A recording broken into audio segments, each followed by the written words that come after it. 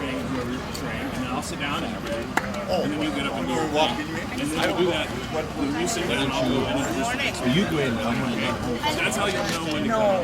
That makes sense? Yeah. So I'll introduce you, you come up, and then you do your thing, and then everybody will clap, and then I'll introduce the next person. Okay? You all good? All right. Oh yeah, we just Oh yeah, the box. So which one of you are portraying Bob Garst? Oh my gosh. You want to stand on there? Many years ago, I I will. used to work at a restaurant in Cedar Rapids, serve him coffee every morning, every afternoon. He was a fun guy. Look at that stone. I wish I had the reason. And I did like it. I found the Perfect. Perfect. Yeah. Oh my god. I got it. I got it. Good job, my butt. Great idea. Look at your audience. Yeah, they're really glad. warm up a little bit. Still have That time of the year. And I don't know. Well, I had frost on my windshield this morning. Do you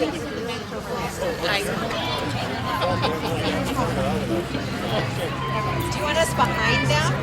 Behind the supervisors? Let's get the supervisors in first, and we'll figure out how to space it right there. But we may end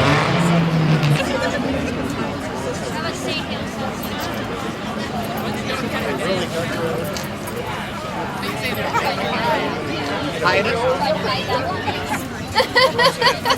How's that? There you go. At the end.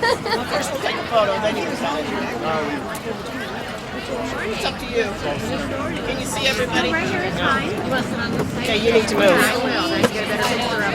I wouldn't trust that. Second. No kidding. Okay. Who's in the back there behind you? Okay, can't see.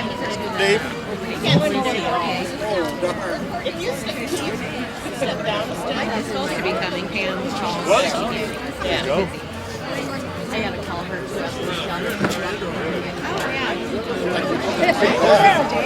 That way, that much. That's good. No, that's good. That's good. That's good. All right.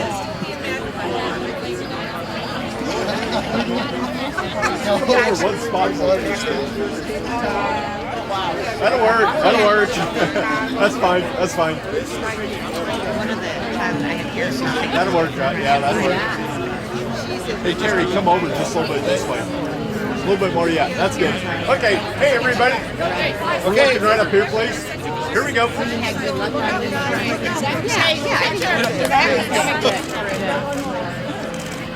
Okay, here we go. Looking right here again, please.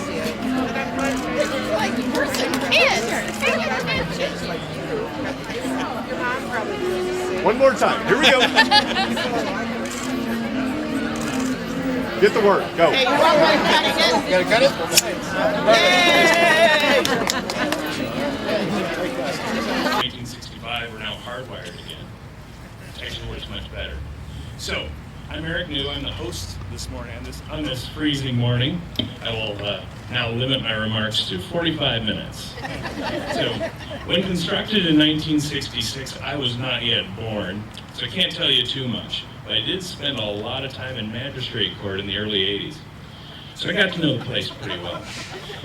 But compared to the prior courthouse, and you're actually, of course, standing or sitting where it once was, this building did attract a lot of derision. There was a feeling that it was sort of boring and not terribly attractive. And to be fair, as you probably all heard, it used to have a ginormous rotating clock on the roof. It was about 9 foot square, and it would slowly and ominously rotate on a little pedestal. The good thing is, in the 60s, the wind didn't blow here.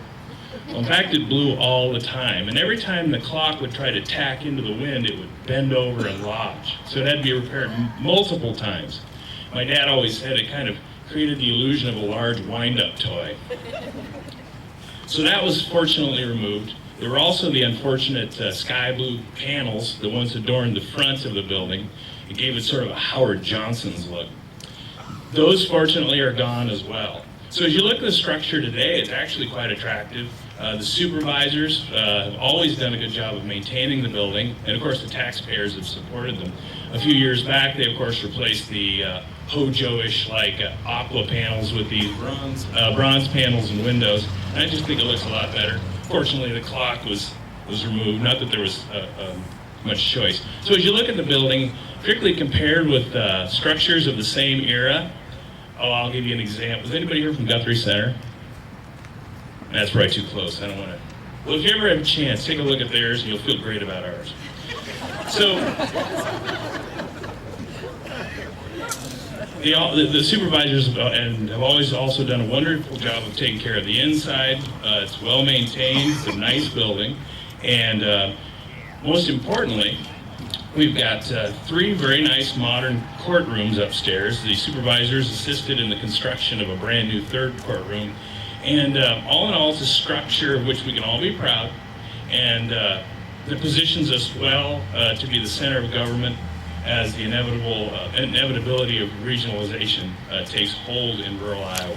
So with that, I would like to introduce Father Tim Johnson of Holy Spirit Parish to do the invocation.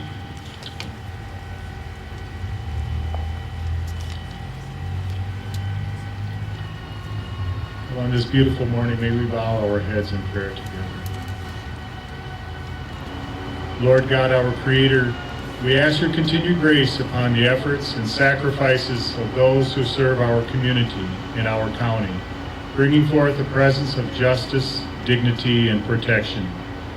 On this occasion, remembering the past 50 years of this symbol of civility and justice, our courthouse, may we recognize the sacrifices and efforts of those who have served for the well-being of the individuals within this county and beyond.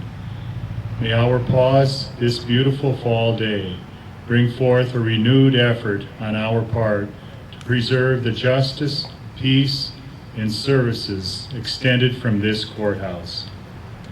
And upon the next 50 years, may this courthouse continue to stand for the dignity and justice each individual is accorded, always through the grace of your presence and your will. In Jesus' name we pray. Amen.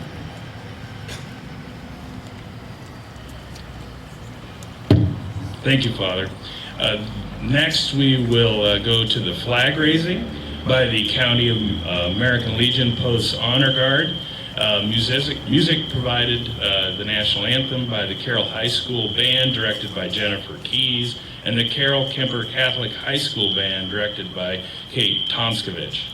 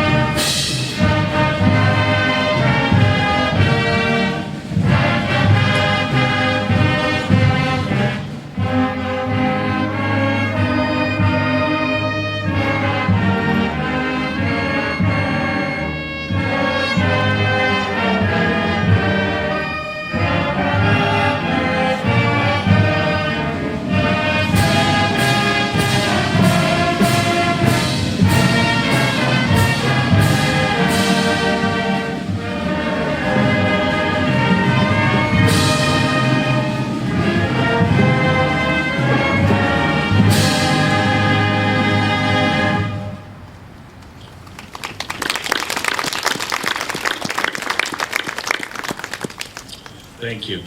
Next, we would like you to follow along with the Pledge of Allegiance, which will be led by the following student council presidents from Arweva High School: Olivia Mumm and Soraya Thompson; from Carroll High School, Spencer Armstrong; from Carroll Kemper Catholic High School, Matt Dantlinger, sorry, Matt; from Coon Rapids Baird High School, Brody Schlepp; from Glidden Ralston High School, Julia Fleece; from IKM Manning High School, Jenna Mullen.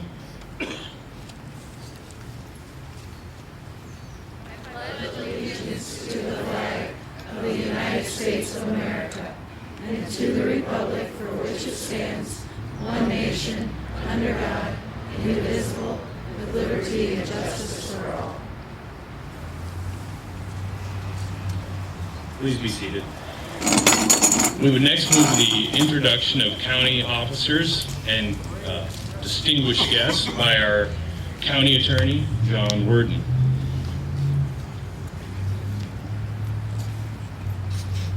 Good morning. I'm your county attorney, John Worden. It's my honor and privilege to introduce many of the people here today. First, I think about this courthouse and the one that came before it, and how the settlers came to this prairie. And one of the first things they did was establish local government for justice, for law and order, and it's a courthouse, a place where justice is dispensed. First, I want to acknowledge some of the members of the judicial branch who are here, and we go back to our civics lessons about our checks and balances in our government. Chief Judge Ron Scheckman, who will be speaking, who actually brought our court system in this area dragging and kicking into the 21st century. Senior Judge Joel Swanson is here. Our court administrator, Scott Hand. Magistrate Chris Polking. Did I see Chris? And of course, Magistrate Eric New. But I'm supposed to introduce the county team members. Arden Hinners, retired chair. Somebody told me you're here, Arden. The current members of the Board of Supervisors, Chair Neil Bach, board members Gene Miners, Mark Beardmore, Dean Scheller, and Marty Danzer. And our elected officials, Sheriff Ken Pingree, Auditor Courtney Earlbeck. I'm not seeing everybody. I think they're here. They're all behind me. They got the cheap seats. Okay. Our recorder, Marilyn Dumpide, treasurer, Gene Seidel, assessor, Cindy Houghton, county engineer, Dave Paulson, who is also a sound man on the side, IT director, Carl Wilburn, environmental health director, Carrie Kersey, conservation board director, Jason Christensen, veterans affairs director, Louis Grody, ambulance director, Pat Gray, case management supervisor, Justin Schieffer, general assistance director, Rosie Stotts, home care aid director, Megan Owen, emergency management coordinator, Sarah Nelson. Thank you. Thank you for coming.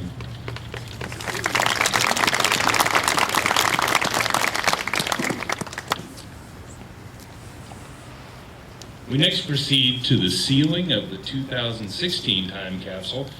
That will be accomplished by Chairman of the Board of Supervisors and official time capsule sealing expert, Neil Bach.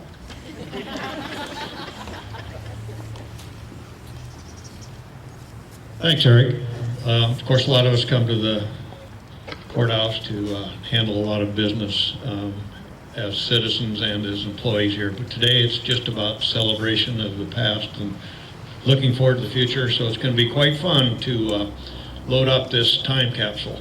And there's a list available in the courthouse. There's many other things that are going in the time capsule that aren't out here. It would just take too long to go through all of them. But I'll touch on a few of the things that are here that are going to go in the time capsule. And I think it's really interesting. First of all, on the inside we have several newspapers of all our county newspapers. It's kind of a snapshot of how the county is now, and I think that's very interesting. Map of the state of Iowa, some t-shirts. All the schools have been asked to contribute things. We have several yearbooks in here, which I think is interesting because the boys and girls in these yearbooks are the men and women that are going to be operating the county and the businesses in the county in the future. And it gets real interesting. We have got a hat and a koozie from Graphic Edge. We have a piece of wood from a whiskey barrel that's from Shepner Designs out of Templeton. We have a coin here, and there's these coins that have been available for sale, and they're really great mementos. This is the number 50 coin, which the number 50 is quite significant here, and that's going to be in the time capsule. If any of you are interested in purchasing any of these coins, there are some available yet at the assessor's office. Be a great for anyone to have. Brita has got some t-shirts in here from, looks like Red's Place. We've got a video of the time capsule in here. There is a shot glass here, and the shot glass is from Templeton Rye. And the shot glass isn't alone. Anybody want to join me in a little quick cheer here? This is part of Templeton heritage, Templeton Rye, and it's numbered everything what barrel it came out of.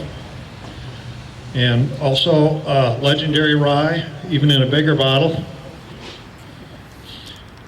And then from Dedham, Iowa, there's a special bottle with the Dedham license plate on that was specially made by Santa Maria.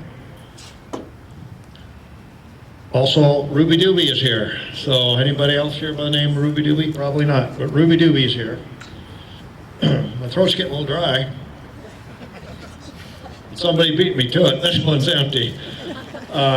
This must be from On Distributing, empty. It's got the born on date on the bottom and everything, so it's official. And for agriculture community, we have to be fair and balanced here. First, we have a red tractor, and this is a Case IH from Readers. And then we have a green tractor here, John Deere, of course, by Horizon. So fair and balanced. We've got both red and green here. Okay. We have a cell phone contributed here by one of our local vendors, and I want to make it clear there's no batteries in it. When they open this, they're going to wonder how it operated without batteries, but at least the time capsule won't burn up while it's waiting for us. Another marquee business, Windstar, has a bus there. Dean could have drove it here. He's pretty good at that. Pella, great employer here. They've got a mini window. I think it should have been built on this box, but Gale Inc. who built the box, thank you very much. They don't do windows, they just do steel. So we got a window here. United Bank has a hitch pin because they're pretty big into ag, and this is quite the hitch pin. We're talking about how heavy all this stuff is. And then I see Harvey Dale's. Manning put a brick in it. This wasn't going to be heavy enough. The Main Street Manning is represented here. There's a flash drive in here from KCIM, and it's got several of the radio programs, one from each of the radio stations here, and they're all on flash drive for people to look at in the future. And talk about a capsule inside of a capsule. Sometimes your medicine comes in capsule. Health Mart has a bottle here in a bag, and inside there's the bunch of information about the Carroll Apothecary, which is encapsulated. And Drees Company, they know about encapsulation here. They have I think this is called PEX, but they've got a picture of their grand opening for their warehouse sealed up inside of here. It's all rolled up inside of this piece of plumbing. So I thought that was pretty clever.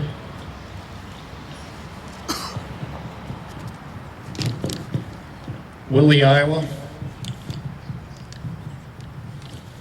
has a unique thing here. This is a piece off, it's a cross. This is the authentic piece of the original copper from the steeple of St. Mary's Church in Willie, and it's got a whole story about that.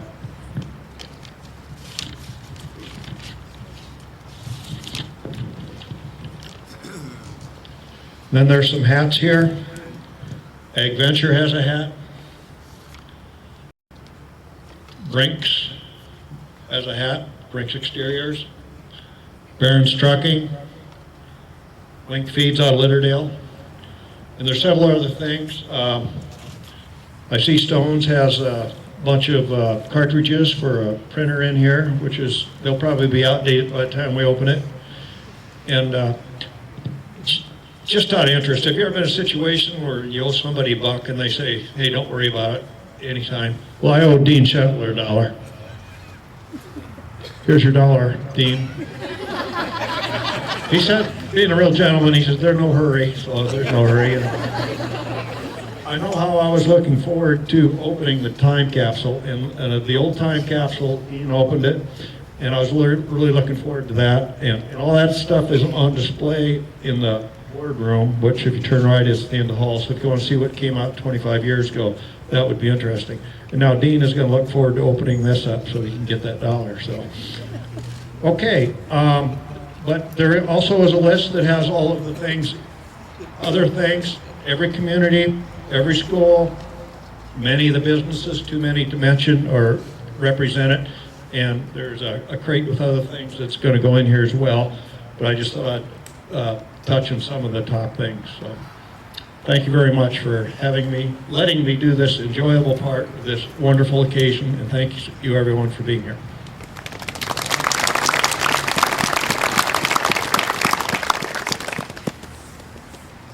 Thank you, Neil.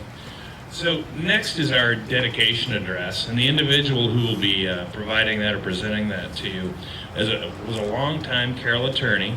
He actually spent 14 years as the city attorney for the city of Carroll. He served as mayor, district court judge, chief judge of our district, senior judge of the Iowa Court of Appeals. He also served as a longtime member of the Iowa Development Commission.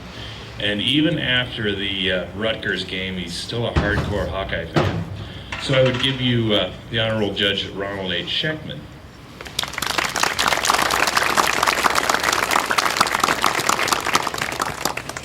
Morning. My name's Ron Schechtman. This is a repeat for me, a redo, as I gave a similar address 25 years ago for the first rededication of this courthouse. I can assure you that there will not be a three-peat. Back then, a listener such as yourself would have recognized my face and name and say, I know him. He's been the Carroll mayor for years, handled the legal affairs of the first urban renewal program, ideated and managed the construction of the rec center, handled the legal affairs of the first urban renewal program, was the first local economic president for several years, contact person for the local development, served in a couple state boards as a vice chair, and more recently as the chief judge of the Second Judicial District with 65 judges and magistrates under his wing in 22 counties. But today, a similar listener would ask, I don't know him. Who is this guy? What's his name? Spell it for me. Well, that tells you the difference between 25 years ago and today. And it reminds us that why we have rededications such as this. To remember the past, how we got here, but to especially look and plan for the future. And that's how it should be. Years go by, we move on. The building behind me is an inanimate structure built of brick and mortar, but it lives and its persona arises from those dedicated individuals who toiled here. Old-timers like Jack Longnecker, Alfred Clucky, Betty Galatich, Bernice Williams, Brian Rupiper, Paul Fricke, Harold Grenmeyer, Martin Smyser, Walter Koster, Louis Rich, Leonard Sporer, Floyd Clucky, Artie Henners, Neil Troback, Del McDermott, Margaret Swaby, Jack Tyne, Barry Bruner, to name a few. And the more recent retirees, Peggy Seidel, Doug Bass, Joan Shetler, and Diane Janney. Also our custodians who have kept its luster, Lon Mossman, Glenn Kirchhoff, and Kevin Schultz. And we appreciate what the supervisors has done for remodeling the second floor courtrooms and providing for new outside windows, which gives it really a nice regal appearance. And past supervisors for removing the clock. Remember the clock? Abraham Lincoln said life is like a rowboat. You have to look backwards to forcibly look forward. So grab an oar, let's go rowboating backwards for just a few minutes. You're standing on land that was once claimed by colonial empires, Spain and France. But in 1903, Jefferson appointed Livingston and Monroe to go to Paris to negotiate the purchase of the port of New Orleans with Napoleon. Napoleon needed money, and because he was in the war with England. And so he offered not only the port of New Orleans, but also all of what he called the state of Louisiana. It was purchased for $15 million. That reduces to 3 cents per acre. Done. Shortly in the 40 ensuing years, there were a number of treaties that ousted the Indians that lived here. The Fox, the Sac, the Potawatomi, the Sioux, to lands west of the Missouri. All these treaties later broken several times. In 1846, Iowa became the 26th state, most people living in the eastern edge. In about 1850, pioneers and trappers started settling here, mostly along the Raccoon up in the northeastern corner, or along the Middle Raccoon in the southeastern corner, and Brushy Creek. In 1851, the legislature created Carroll County, and there were only 2 townships, Jasper, the north half, where we're now at today, as well as Newton, which was the south half. The county was named after Charles Carroll, a wealthy Maryland planter who signed the Declaration of Independence. And he was the son of an Irish immigrant named O'Carroll. But they dropped the O due to the prejudice against Irish Catholics. The county was named by the legislature, and Carroll was a name for 14 other states in the Union, one of their counties. Carrollton, a stagecoach stop, was selected as the county seat in 1855, as there were more people voting down in the southeastern corner than the northeastern corner.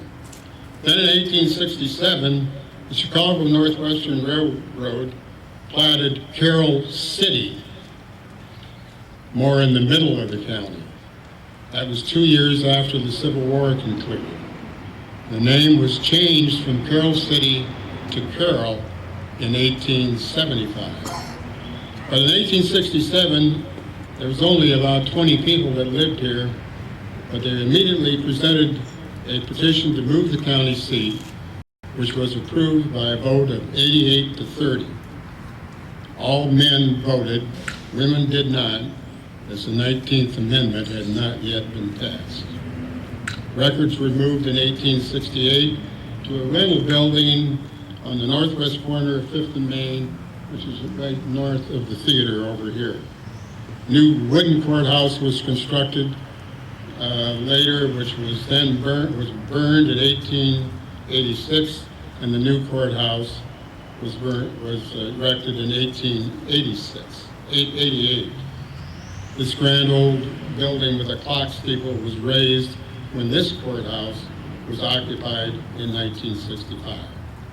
There was a sheriff's residence with an adjoining jail in the northwest corner where the parking lot is now. Enough history. In 1991, my message was to prepare for the advent of regional local government services by area rather than rigid county lines. Well, the microchip was patented in 1959 by Texas Instruments, and Apple didn't introduce the Macintosh until the 80s. I don't remember that there was any cell phones here in 1991. CNN said the other day that there were more cell phones than toilets today. That's not comparing apples to apples or whatever. So the cellular, electronic, and digital world has drastically changed the way we live, the way we work, the way we socialize, and the way we communicate in immeasurable ways. In the corporate world, corporate and stockholder meetings are held electronically. Employees, including supervisors, work from home. In education, you can obtain a degree by satellite. In healthcare, you can obtain your medical chart online, get prescriptions. You can file and pay your federal and state taxes electronically.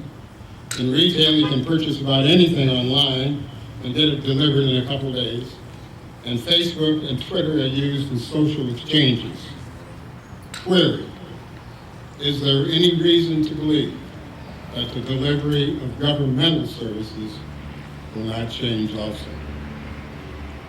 This county and others are 24 miles wide. It's because it was originally concluded it should be that a person, whether on horseback or buggy, could get to the courthouse and back in daylight hours. But there are those now who say that county lines should be minimized in this cellular age, and we gravitate to regions or areas. What do we do in Carroll County about it?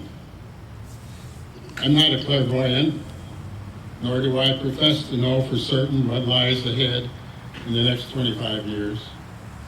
Your guess is probably as good as mine. But I can levy a few venturesome pointers. My first conclusion is that the autonomy of local government, its independence, will change as it will lessen. The verb share will be a continual buzzword. 28E agreements, thank you, Mr. Railroad. 28E agreements, the joint exercise of governmental services, should fill your drawers, and I mean your office drawers. Whether county, city, school district,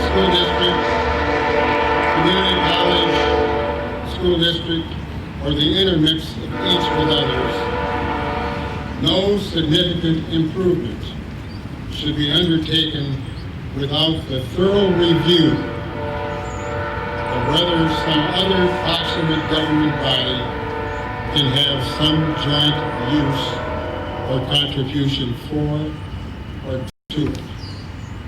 Our landfill is an example. So too is the Sac Raccoon Trail. School districts around the area have already merged with other districts, which has probably only started. Jean Seidel and her staff are providing driver's licenses to all Iowans, not just Carroll County residents.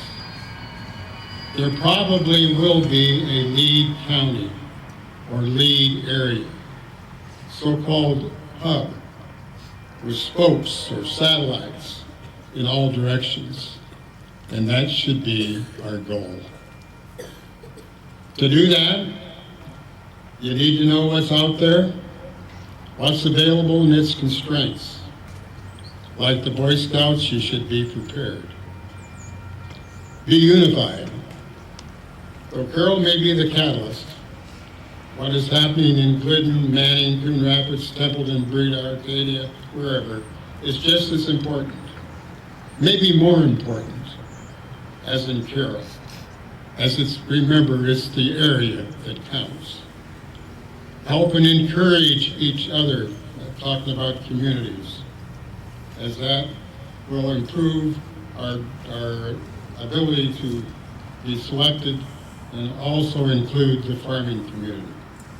Be rounded, be superior in education, transportation, recreation, social, retail, industrial, healthcare, religious opportunities, and the arts, particularly the arts. Assure that all persons of influence, whether in the legislature, commissioner, or whatever, are in your corner. And develop leaders, ones with the interest, the talent, the street smarts, the trust, the moxie to persuade, with the ability to accept advice as well as criticism. You only need 1 or 2 per governmental unit. Committees probably don't work. And you look around for replacements for leaders like Leo Heisterkamp, Jim Muebling, Mary Baumhover, Klaus Bunz, Lambert Swallard, Stephen Mary Garst, Bill Farmer, Art New, Max Reed. Encourage ideas. Ideas should come from the governed. Ideas should come from the governed, not just the elected. But most important, think outside the box. This will not be a time for ordinary or mundane ideas. Be aggressive.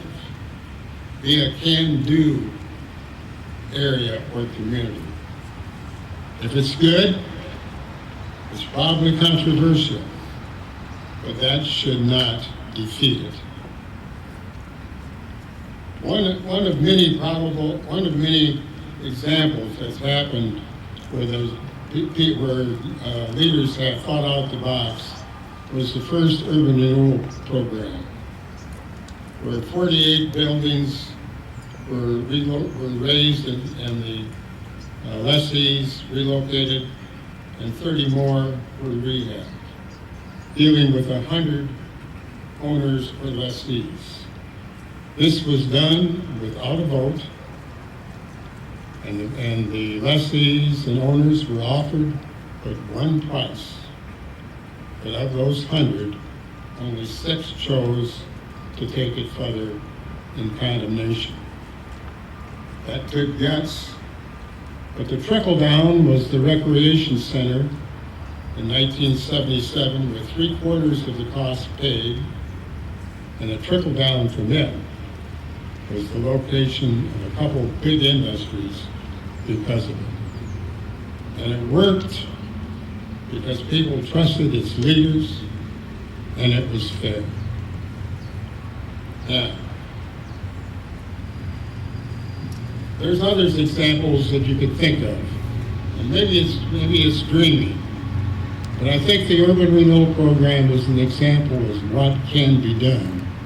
It was the smallest urban renewal program in the country, but there's letters in my file that show that it was the most successful of any in the entire country.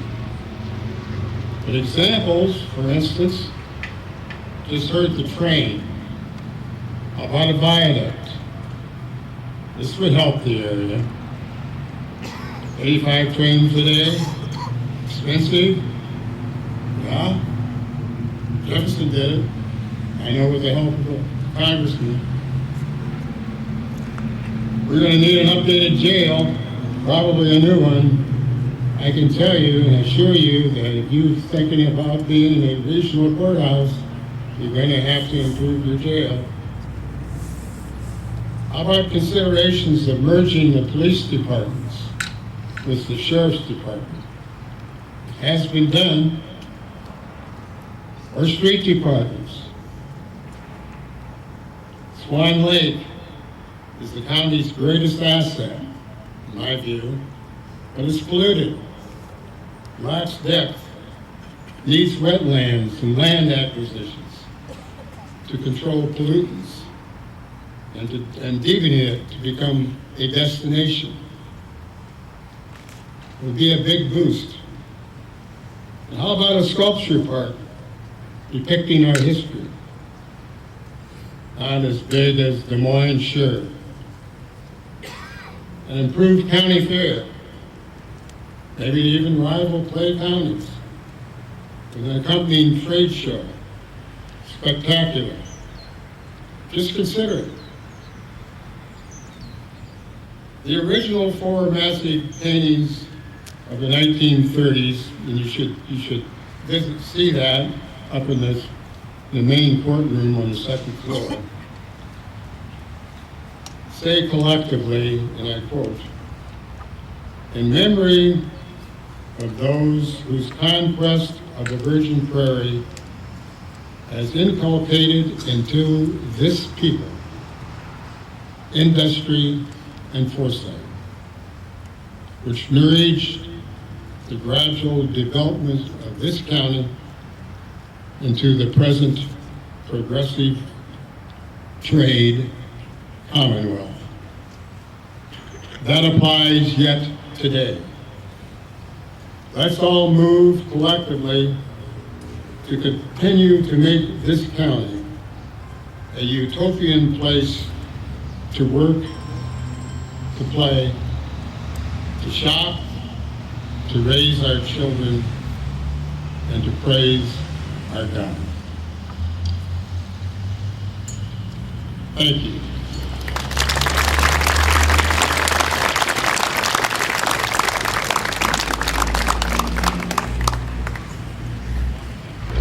All right, we're in the stretch. It's better than working, right? All right. The next thing we will do is the living history performance. We're going to chip the ice off of the folks from Serendipity Acting Studio. So first we will be hearing from Miles Bogue, who will be portraying Bill Farner.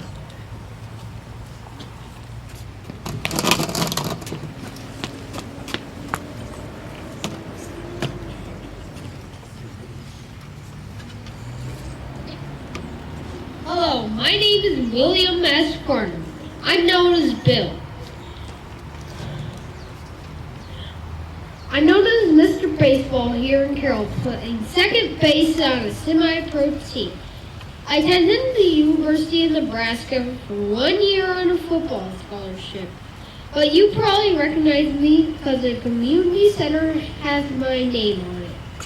I came to Carroll in 1939 and formed part of Bakken with Don Bakken. We started as a 2-man, 1-truck wholesale that eventually expanded to 7 Midwest states. I served as mayor from 1960 to 1975 and led Carroll through the first urban renewal. The renewal was unique at $7 million. We were the smallest city in the United States of America to tackle such a project. And we are not finished. The proposed rec center has been improved. The airport is being expanded, and businesses like Farmland and GE have come to Carroll. I was appointed to the Iowa Development Commission and served as the chairman for 3 years. I founded and was the first president of the Iowa Association of Tobacco Distributors. I was a member of the First United Methodist Church, Moose Lodge, Elks, Carroll Country Club, and the Chamber. When you find yourself shopping in the heat or the bitter cold, think of the benefits of a new downtown and closed malls that my administration and the people envisioned. Thank you.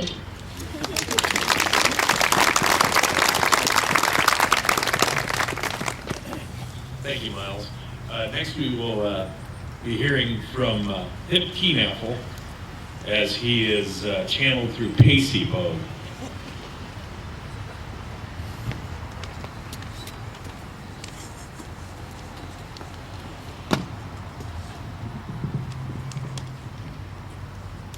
My name is Harold Knappel. Most people know me as HIP, which stands for Highly Influential Person. I took part in 2 urban renewal projects. Formation of New Hope Village in Region 12. I was a 6-year member of the Carroll School Board. I active in Church and American Legion. A group organizing a building for disabled adults needed my help. No government money was available, so I helped raise money for what would become New Hope Village. They were going to pay me, but they didn't have any money, so when I finally said yes, my wife nearly divorced me. I was director of New Hope Village for many years. Later in life, I became a volunteer for 20 years. I was mayor of Carroll for 8 years. I wanted to remove the parking meter from downtown. I got it done. I helped expand downtown by 40 acres of retail land. I never had a job I didn't like. Never. When a challenge is gone, I am gone.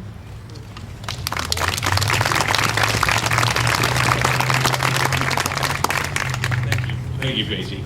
Next, I would invite Kara Daniel, who will be portraying Valerie Winchell.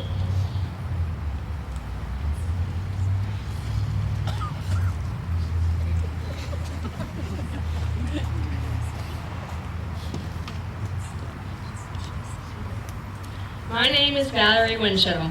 I am the first woman elected to the Carroll City Council, and I served 3 terms at large, starting in 1975.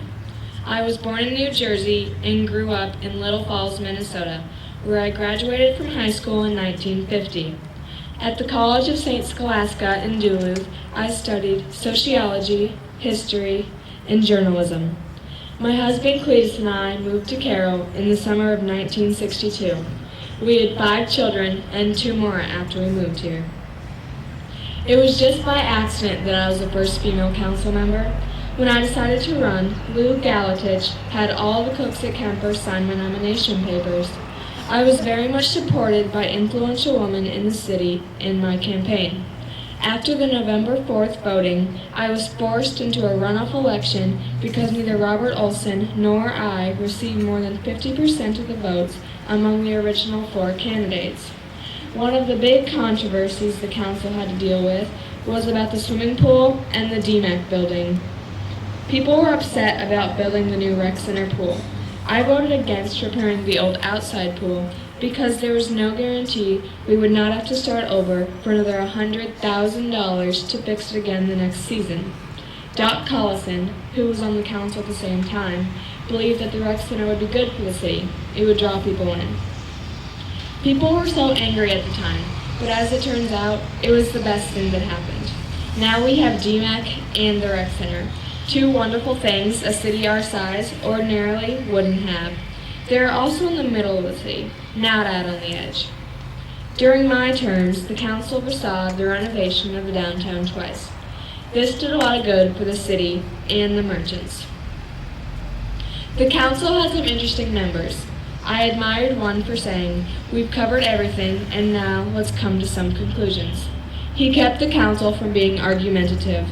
Another member, however, would say, "I move that we do this or don't do that," and close down all further discussion. Mayor Ron Schuckman was an example of good mayoring.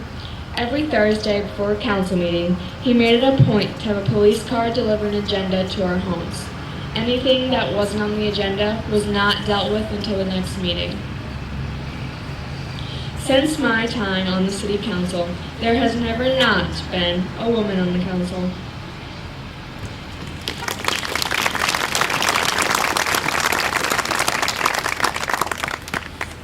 Thank you, Kara. Next, we will hear from Emily Hensel, who will be portraying Ann Wilson.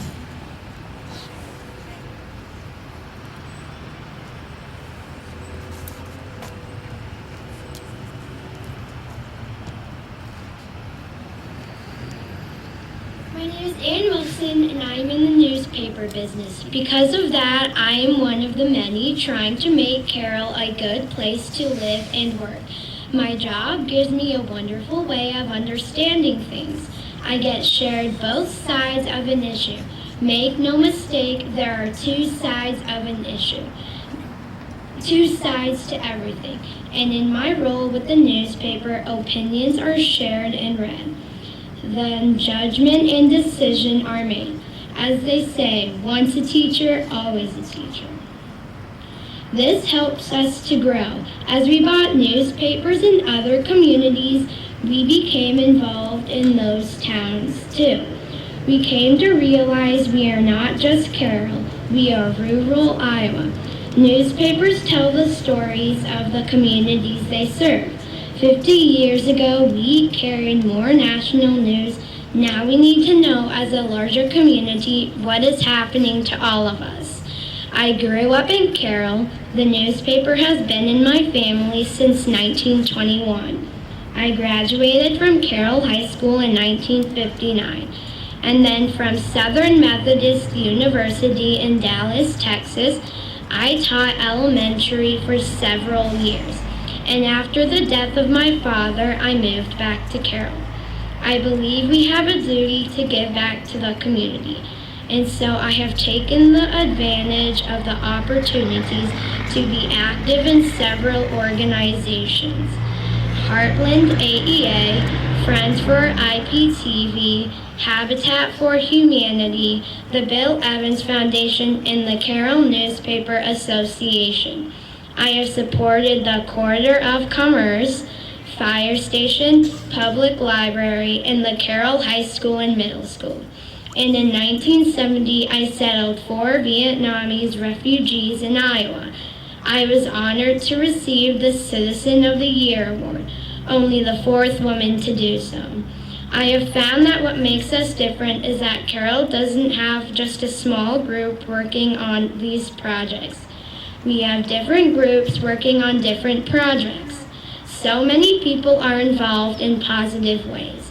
I hope that we don't put a brake on progress. 50 years from now, there will be so many changes to make. We have to build what we have now. If we stop, we won't have as good as a community for our children or grandchildren. We cannot allow challenges to deter us. I treasure my family and friends I have met along the way. I am grateful for the challenges I've met and the opportunities to work for people and for projects, rather than against them. My father gave me this advice. It doesn't matter in which community you find yourself. You will find the most people take from a community that they give back. It is essential to give back. Use your talents and your time to do so.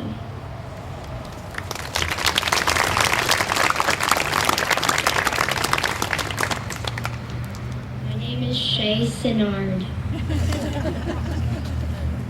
Apparently there was a script change. Her mother's gonna kill me for that. Yeah. Okay, next we have Lincoln New portraying his grandfather, Art New.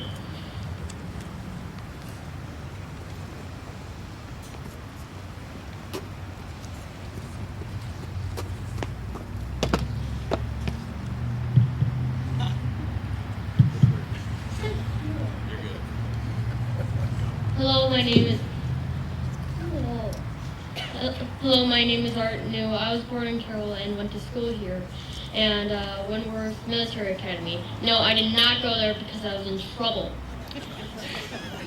I went to college at Northwestern University, and I got my law degree from Northwestern in Georgetown.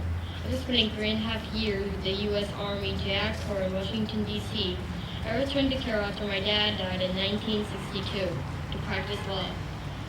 In later years, it was said that almost any time I said or wrote something, it had an impact. If this was true, it was because I lived according to my principles, and I cared deeply about people, education, and judicial system. Okay, so here comes the hard part. My grandpa used a lot of notes. Civil service was second nature to me. My service to the state began in 1967 when I was elected to Iowa Senate. In 1973, I began 40th Lieutenant Governor of the state of Iowa, serving until 1979.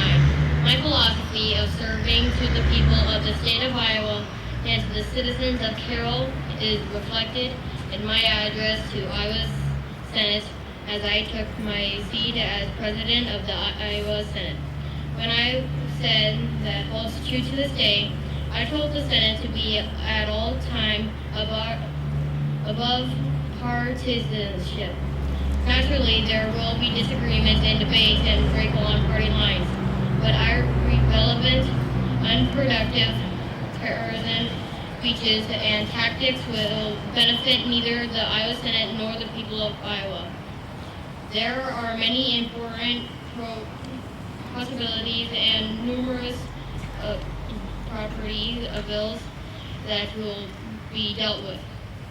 Senators now must cooperate in developing a consensus on the details of those bills and must place the needs of Iowans and selfish needs. Is there really a necessity, as have been suggested, for the designation of the ladybug as the state insect? Or is this just a waste of legislative time and taxpayer dollars? After spending my last term as Lieutenant Governor, I returned to Carroll to continue to serve my community. First as City Attorney from 1978 to 1982, then as Mayor from 1982 to 1985. The most controversial issue during my term as Mayor concerned the location of the DMAC campus here in Carroll. I never regretted the decision, as I firmly believe that representatives are elected to lead. Because of this, my dad was the longest serving Carroll mayor, and I was the shortest, but that's not important. In addition to public office, I served on the Iowa Board Iowa Board of Corrections, Iowa Public Radio Board, Iowa Legal Aid Board, St. Anthony Hospital Board, Carroll Area Development Corporation, New High Village Board to the local board end, and I was serving my new community. As I was also an active returning and belong the Massive Lodge number 264.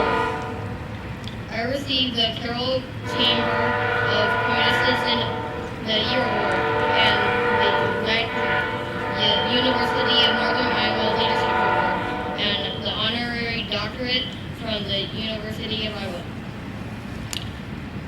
All of the boards and committees which I served are dedicated to improving our communities and lives of our citizens. What better way to spend our life than working for the betterment of our country? And my favorite grandson is Lincoln New.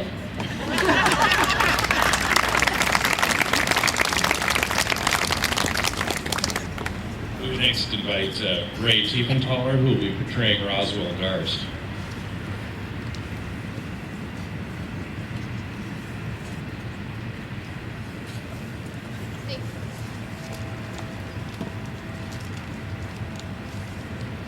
My name is Roswell Garst.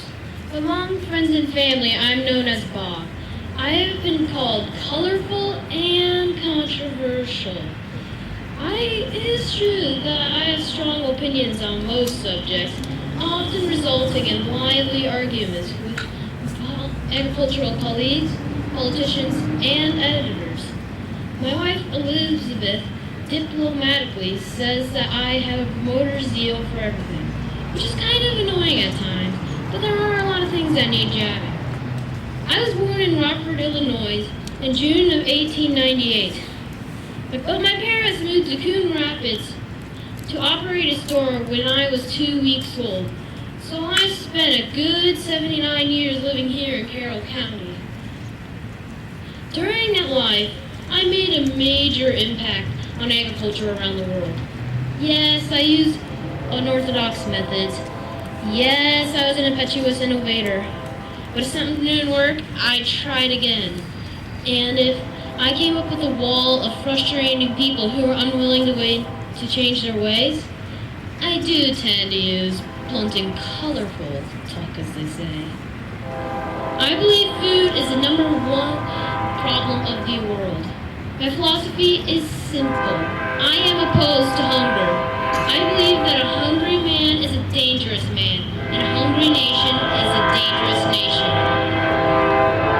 Of course, I also wanted to be successful and prosperous, and for me, that meant that I needed to be a step ahead of the crowd with ideas and practices. How to do this is really simple. Start with the idea of making the most of what you have. Be more productive. Grow vertically, not horizontally. The ideas I worked with are commonplace now. Seed grass on erosion-prone slopes. Plant hybrid seed corn, apply nitrogen fertilizer. Use corn cobs and synthetic protein called urea as cattle food. And finally, something I borrowed from the Soviet Union, artificial insemination to improve livestock. And, by the way, I was one of the first cattlemen in the U.S. to use it. Oh, the Soviets. That's where I got everyone's attention. At the time we were waging the Cold War with the communist government of the Soviet Union. And a lot of people were sure that the world was about to end in a nuclear war. Yet, the communist leader was coming to visit the heartland of America, Coon Rapids, Iowa. Why? To get the help of a capitalist farmer like me. I'm proud to say that this event helped end the Cold War. It was the beginning of a detente and trade with the Soviet Union.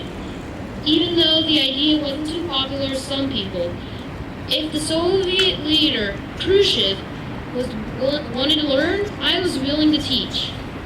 My wife and I had visited Khrushchev in the previous year, so naturally, in the true spirit of Iowan hospitality, I invited him to visit our home. So in September of 1959, Khrushchev came to learn how to modernize agriculture so that fewer people were needed, and how to fertilize the soil, and how to grow cattle and corn cobs. Feed cattle and corn cobs. Unfortunately, 600 reporters also showed up, and the way they were crowding us, it was impossible to show Khrushchev anything. Now, I could be blamed for kicking a reporter, who on any other day was a friend of mine, or for throwing silage at reporters to get them to move back. Maybe it was a sign of what was to come. Although the Soviets bought huge loads of seed corn, their country was too far north, too dry, had too few roads, and not enough money to make it work.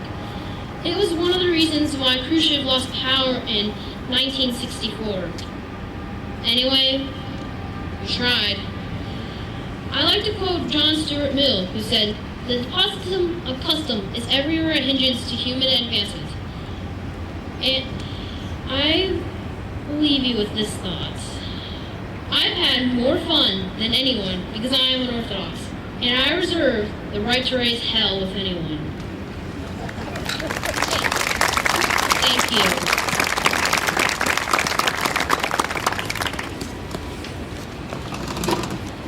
Thank you, Mr. Tiefenthaler. We're getting towards the end of the ceremony. I've been tasked to remind everyone that there is a closing at noon of the auction for the commemorative coin auction.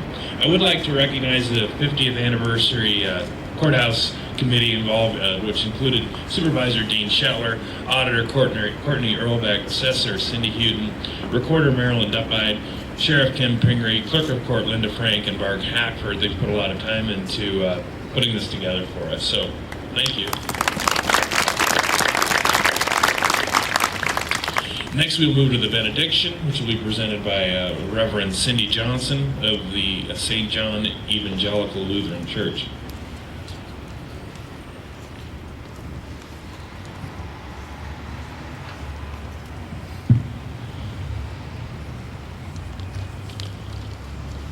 It's a beautiful day. Having been a graduate of Coon Rapids High School in 1974, I got my first license in this building to drive, and it took me places that then encircled me back to here. Psalm 16 speaks eloquently to our lives here in Carroll County. Protect me, O God, for in you I take refuge. I say to the Lord, you are my Lord. I have no good apart from you. The Lord is my chosen portion and my cup. You hold my lot. The boundary lines have fallen for me in pleasant places. I have a goodly heritage. I bless the Lord who gives me counsel in the night. Also my heart instructs me. I keep the Lord always before me, because he is at my right hand. I shall not be moved. Therefore my heart is glad and my soul rejoices. My body also rests secure. You show me the path of life. In your presence there is fullness of joy. In your right hand are pleasures forevermore. The Lord bless you and keep you. The Lord's face shine on you and be gracious to you. The Lord look upon you with favor and give you peace. In the name of the Father, and of the Son, and of the Holy Spirit. Amen.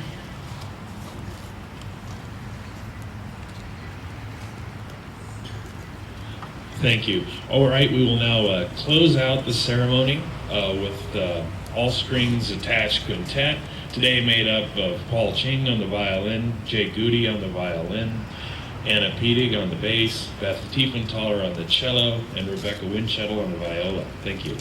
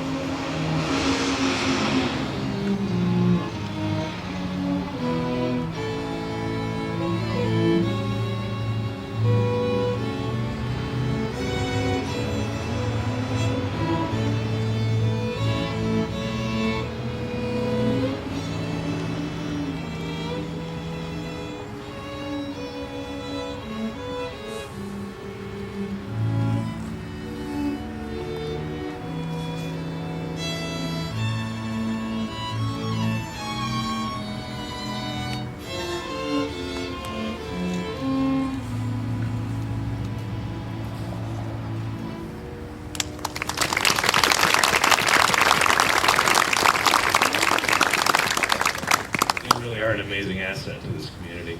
So with that, the record's closed on this ceremony. Thank you all for your attention and your patience, and you're all free to go. Thank you.